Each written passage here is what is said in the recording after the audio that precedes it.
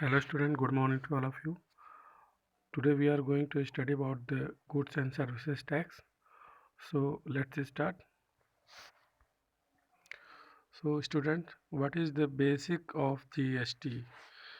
As we know that's as we here we can see that the good GST is the single tax on the supply of the goods and services right from the manufacturer to the consumer. It means कि जो भी goods और services जो tax होता है वो कहाँ से होकर के पास होता है। देखिए ये मैन्युफैक्चरर से कहाँ पे पास होता है, कंज्यूमर के पास। जो भी इसका अल्टीमेट यूजर होता है जीएसटी टैक्स का, गुड्स एंड सर्विसेज टैक्स का, वो मैन्युफैक्चरर से होकर के वो कंज्यूमर के पास जाता है। ठीक से, goods and services tax is the comprehensive tax levy on the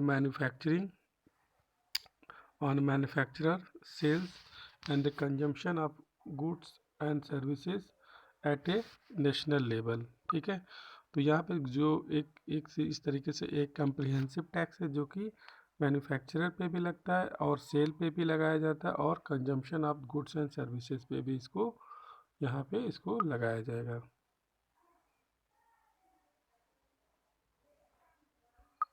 okay student, तो let's see the next point. GST is the tax on the goods and services which is value addition to the each state. तो जो goods and services है वो कहाँ पे applicable है, तो हर एक स्टेज पे इसको क्या किया जाता है, ये इसकी वैल्यू को ऐड कर देता है। जो भी गुड्स को सर्विसेज को परचेज करता है हर एक फर्दर प्रोसीजर में, जैसे मैन्युफैक्चरर से रिटेलर के पास जब जाता है तो यहाँ पे सर्विसेज जीएसटी प्लस हो जाएगा, रिटेलर से कंज्यूमर के पास जब जाएगा तो वहाँ पे टैक्स प्लस होकर के ये आगे की तरफ बढ़ रहा है। GST will be include many state and the central level indirect taxes. GST में जो बहुत सारे जो टैक्सेस थे उसको जो भी इनडायरेक्ट टैक्सेस थे उसको आज की डेट में सभी स्टेट ने इंक्लूड कर लिया एज ए जीएसटी के फॉर्म में। Okay, it overcome the drawback of the present tax system. In the other word, GST is the indirect tax which is levied on the manufacturer, sale and the consumption of all the goods and services. It is suitable, is it substitute mostly all the indirect taxes जैसे VAT, service tax, entertainment tax and luxury tax.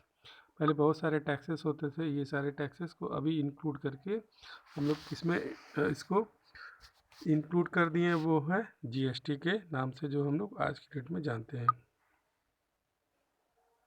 तो इसमें हम देखते हैं अब next point में हमारा component of GST क्या है। कंपोनेंट ऑफ जीएसटी में इसको तीन कैटेगरी में हम लोगों ने इसको बनाया है।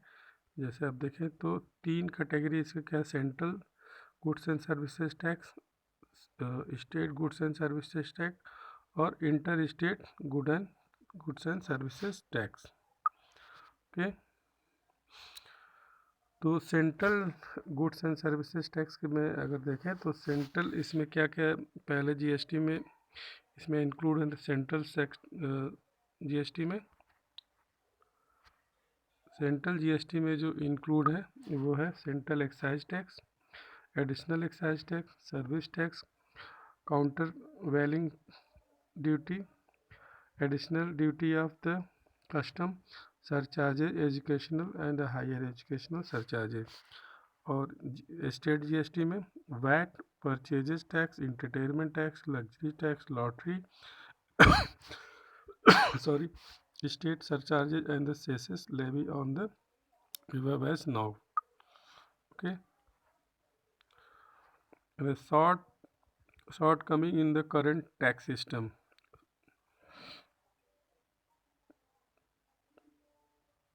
इससे क्या, इससे हमें फ़ायदा होने वाला है, जैसे इसमें tax cascading, tax on tax से हम लोग को क्या मिलेगा, निजात मिलेगा इस कंडीशन से।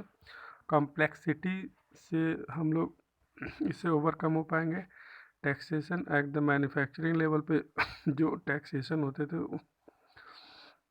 वहाँ पे हम लोग इसको लेवी कर पाएंगे। एक्सक्लूजन ऑफ द सर्विसेज और सर्विसेज कुछ है, इसको एक्सक्लूजन कर दिया गया। टैक्स इवेशन, टैक्स की चोरी यहाँ पे कम होगी, और करेक्शन भी जिससे कम होगा।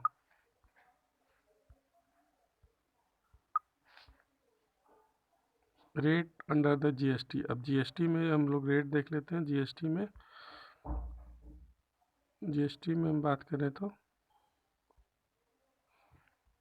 जीएसटी में no GST on the necessity, जो गुड्स है उस पर कोई भी जीएसटी नहीं है। 5% जीएसटी किस पे? एग्रीकल्चर पे, मेडिसिन पे एंड डेली नीड के जो प्रोडक्ट हैं उस पे हम लोग 5% का जीएसटी पे करेंगे। और 12% का जीएसटी किस पे है? सॉल्ट पे, बिस्किट पे, कंप्यूटर पार्ट्स एट्सेट्रा। और 80% का 18% का जीएसटी किस पे है? Air travelling, hotel stay, car. 28% का जो जीएसटी है वो लग्जरी आइटम पे, और expensive car, expensive perfume and 5 star hotel पे हमको 28% का जीएसटी पे करना होगा। स्टूडेंट, कुछ कम्युनिटी हैं इस पे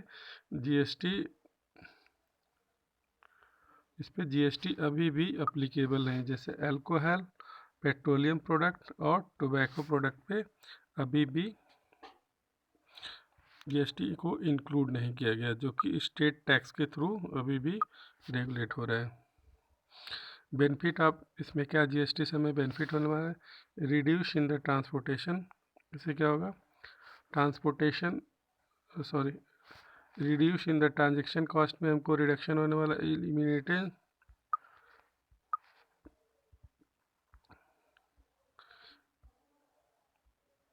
elimination of the cascading effect of the tax, single taxation point हो जाएगा। Reduce the correction, uniform rate of the tax हो जाएगा। चीपर एक्सपोर्ट्स होंगे, reduction in the purchase prices and transparency, ये सारे हमें बेनिफिट होने वाले हैं।